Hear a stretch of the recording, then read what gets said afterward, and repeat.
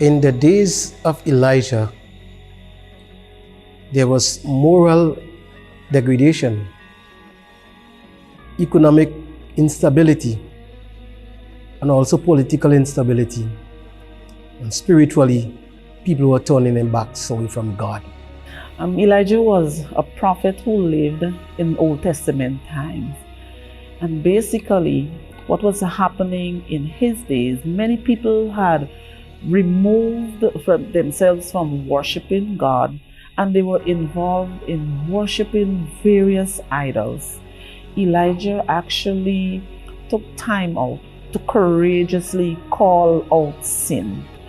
And basically, we're not saying that Elijah is alive today, but we are saying that Christians will face challenges that are similar to what was happening in the days of Elijah. So that's what it basically means. To be living in the days of Elijah means to be living in a period of drought. Just like in the Bible, when Elijah was having conflict with King Ahab and Jezebel, there was a period of drought.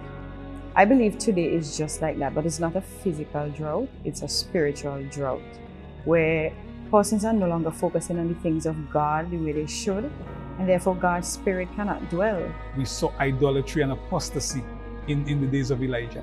So mirroring the days of Elijah today, we see the very same thing happening. We see religious leaders who are not true to what they preach. We see a lot of hypocrisy in the church. We see people trying to live in the world and live with God at the same time, and somehow caught between the two worlds, living for the Lord and living for the devil.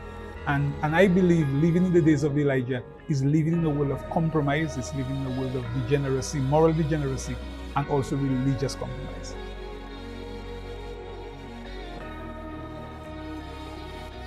In the days of Elijah, Elijah called the children of Israel to turn to God.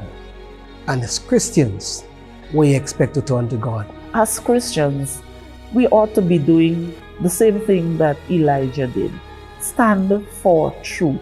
Said we should choose this day who we should serve. So we need to stand for truth. We need to call sin by its right name.